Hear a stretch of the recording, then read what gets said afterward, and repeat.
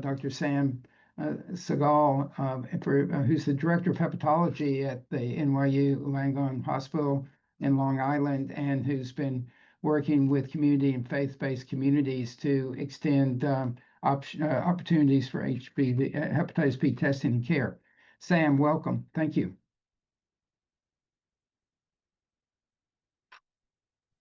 Thank you. I will run a little bit over. I apologize. So give me 1 minute. Okay, I'd like to thank you for this opportunity. Below are my disclosures. Hepatitis B is endemic in West Africa, has a prevalence of 10 to 15%, the #1 cause of liver cancer. Unfortunately, there's limited screening, diagnosis, and treatment. There's been a dramatic increase in the West African community of the Bronx. Between 2015, 2019, over 46,000 individuals called Bronx home. In the 2020 census, 11% of non-citizens and 10.7% of naturalized citizens were from West Africa. Unfortunately, as in West Africa, there's limited screening, diagnosis, and treatment. For my remainder of my talk, I would like to describe the development of an hepatitis B outreach program to the Bronx West African community. It started as an educational program, but rapidly evolved to screening, vaccination, evaluation, and as well as general health measures. We developed the program based on an attempt to understand the community's perspective, and throughout my talk, I will highlight principles for a screening program based on our experience. So the first step in our program was a hypothesis that education and cultural sensitivity were key. And for this, working with a West African, Steve Boehner, who was a West African physician volunteer, we developed a PowerPoint presentation that started off as clinical vignettes important to the West African community, spoke about epidemiology, liver function, what hepatitis B was. We wanted a high level so that the patients, when they went to see their physician, they could actually participate in their discussion. So we went over what liver tests are, cirrhosis and complications, liver cancer and screening, treatment, vaccination, and then we reviewed the clinical vignettes to say how things could have turned out differently. So the first question that came up is how we're going to implement the presentation. We were told about a very important meeting called the Bronx African Advisory Committee that meets in the first Thursday evening of every month. It's composed of the thought leaders of the African community. And we were cautioned saying that another program had approached them saying, we're interested in hepatitis B. And they were rapidly rebuffed saying, we're not interested in hepatitis B, we're interested in hypertension, please leave us alone. So we decided to take a different approach, a passive approach. So we started going to the meeting, and after 3 or 4 meetings, they turned to us and said, why are you guys here? And we said, well, we're from Montefiore, from the liver program, and hepatitis B is very common in West Africa. And they said, do you want to give us a presentation?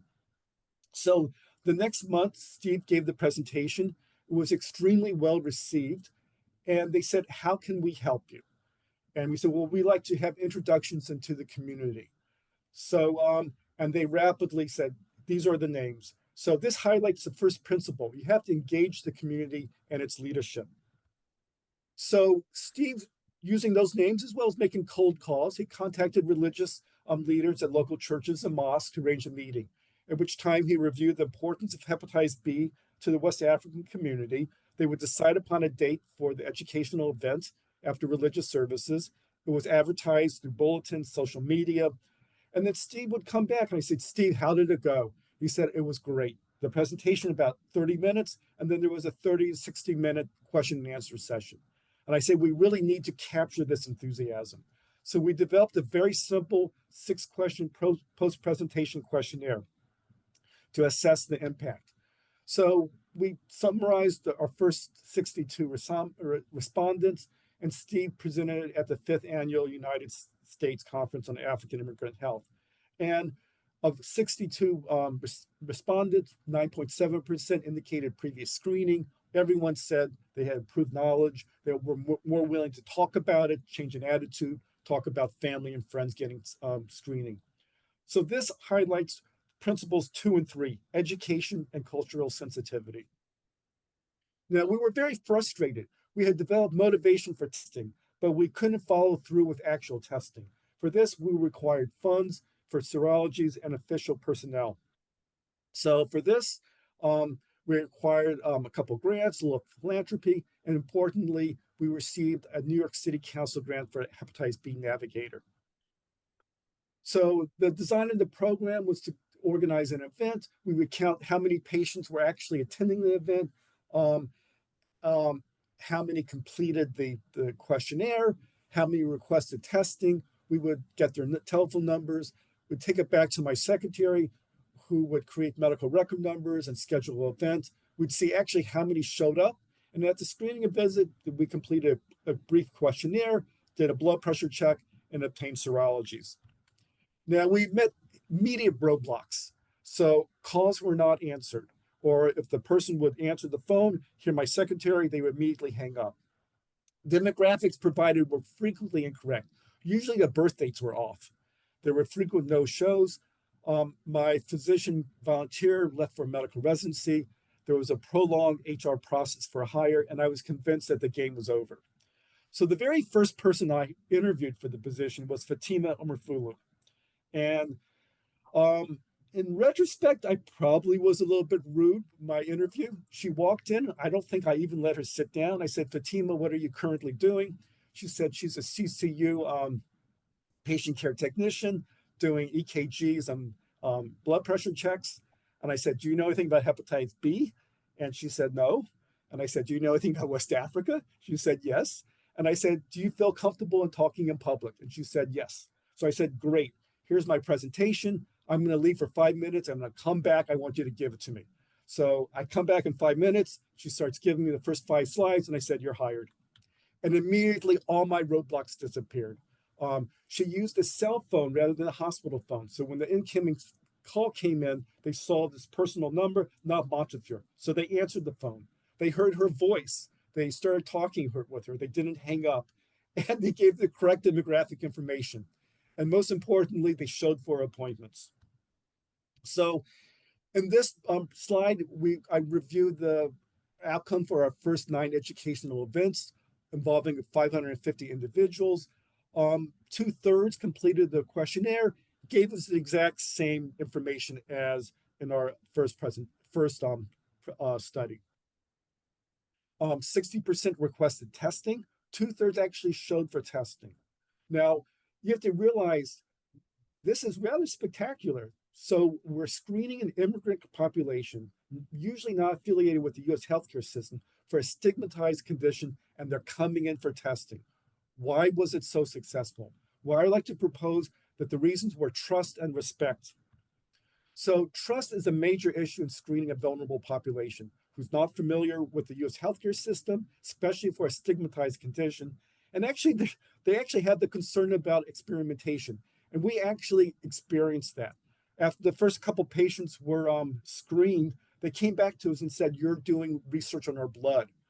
And we said, what do you mean we're doing research on the blood? We said, in the presentation, you said you would draw 1 tube of blood. You're drawing 2. The second one you're using for research. And it turned out that there were different labs who did the antibody and the antigen. For ease, they did 2 tubes of blood. So we had to correct our presentation. Many people who showed up turned to Fatima and said, I'm only here because I trust you. You're from West Africa. And also we had the support of their religious leaders, which is extremely important. Respect is very important.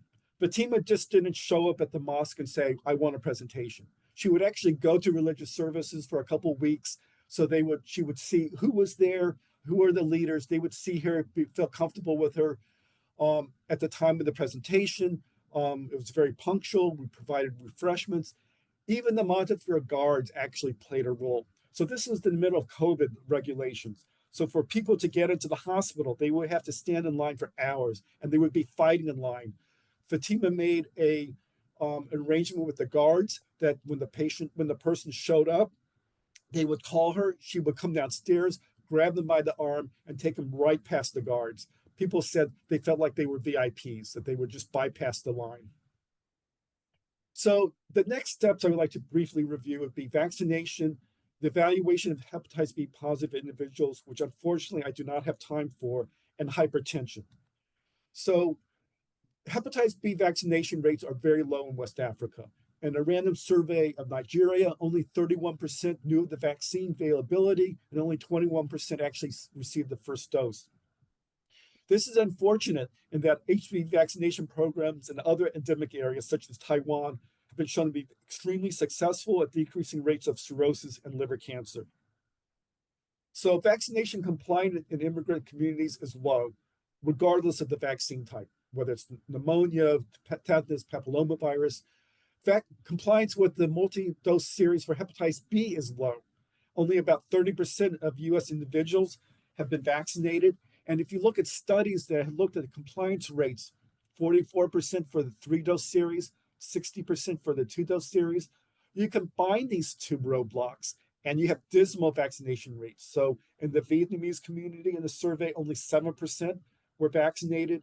And in the survey of 919 West Africans in New York City, only 10.9% had evidence of vaccination. So here we're screening an at-risk population. We're identifying individuals at risk, and we're recommending vaccination to individuals with possible limited capacity to adhere. So to address this issue, I was the recipient of a charitable drive in 2020 for $8,000. And I said, I'm going to take all this money and provide free vaccine to everybody who needed it, regardless of insurance status. So beginning January 2021, everyone screened who lacked the antibody was vaccinated. And then we did a look back at those who have been screened between 2018 and 2020. And we contacted them and said, have you been vaccinated? If not, come in and we'll vaccinate you. We had the program was extremely well received, very high compliance rate. People would actually call Fatima and say, Fatima, I need my follow-up vaccine dose. At the end of the year, I realized that vaccinating the Bronx was probably not financially viable. And starting January, we decided to offer free vaccine to everybody, but ask them if they had insurance. If they did, could we use their insurance? And we reviewed the data for the program effectiveness. And to facilitate people coming in to let us know what they did and getting informed consent, we said, you come in, we'll give you a free blood pressure cuff and a travel stipend. So we looked at the first 500 who were screened, who were antibody negative, and we asked a couple questions. The first was, did you get the first vaccine and did you complete the series? And if you did, where was it? PCP, Department of Health, or the program? Timing of vaccination in relationship to vaccine availability, whether they refused vaccination or they were lost to follow-up and died, which is very important. So a third of the patients were antibody negative, and divided the cohorts into 3. So A were those who were screened before we had the vaccine. B was 2021 when they were screened and we had vaccine to offer immediately. And then C were those in 2022 who we had the vaccine, but we also offered an incentive to come in for vaccination. So this slide compares cohort A and B. So in cohort A, so those are those who were detected, screened before it was available. A third of them went to their PCP for vaccination. 4% went to the Department of Health. A quarter of them called when we offered the vaccine and immediately came back. A couple percent, 7% required the incentive. 13% refused. 12% were lost at follow-up. 2% died. So overall, 72% came in got the first dose, and 88% were compliant with the series. Great numbers. And cohort B, it was even better. 88% got the first dose, 90% were compliant. Now, the important question is, why did they get the vaccine in the program? And we broke them down to 3 categories. One, they were not integrated in the US healthcare system. They did not have insurance. So they had no other option. The second was the PCP did not recommend it. And the third was trust. So they had insurance, they had a PCP, but they wanted us to do it. This trust issue is extremely important. There were actually Montefiore employees who for years knew they could have gone to employee health to get vaccinated. They refused when they heard that we had this program, they came to us so we could screen them and we could vaccinate them. So what's the takeaway issues? Well, insurance coverage and healthcare integration are not major factors in limiting vaccination in the Bronx, West African community. Vaccination in a culturally sensitive screening program is highly effective to trust, and timing is very important. You need to approach them at the time of screening, not 1 or 2 years later. So I would like to end with another program that we conducted, and this question whether can the HB screening educational model be used to address other healthcare needs, specifically hypertension, and promote HBV screening. And I termed this meeting the community halfway. We chose hypertension for a couple of reasons. One, it's very common. It's a significant cause of cardiovascular morbidity and mortality. It's readily acknowledged. And we knew that there'd be a very positive response based on our experience in the hepatitis B vaccination program. So we developed two presentations. One was a 30-minute educational program using the Hep B as presentation as a template. And then there was a 5-minute presentation. So Fatima would be at a meeting and they would say, Fatima, can you get up and talk about hypertension? So she would get up and just give a 5-minute off-the-cuff presentation. And at both sessions, we would she would take names and numbers for those interested in coming in for screening. So at the time of the screening, she would do a blood pressure check. We would give everybody a free blood pressure cuff and instruction for its use. The blood pressure cuff was spectacular. A lot of people came in without hypertension. They just wanted the blood pressure cuff. We also then performed Hep B screening, and very importantly, we obtained referrals of family members and friends. So there were 7 30-minute presentations and 5 5-minute presentations. 455 attended a 30-minute presentation. About half requested a clinic screening visit, and 80 attending a 5-minute presentation requested a screening visit. Of these, 252 were seen in a clinic visit. Interesting, only a third of those who went to the 30-minute presentation came in for screening. I speculate that the possible low number was because we actually did blood pressure screening at the time of the event. But there were additional patients who did not register, who would give Fatima a call saying, Fatima, I was at the meeting, I didn't register, I'm downstairs, can I come up and get screened? 2/3 of those attending a 5-minute presentation showed up, and then an additional 4 who were at the presentations but did not give their names called to come in for screening. And very importantly, for every 3 patients we screened, they gave us 2 additional names who came in for screening. So of the 252, 250 agreed for Hep B testing, 2 said no because they had just been tested, and of these, 7.5% were surface antigen positive.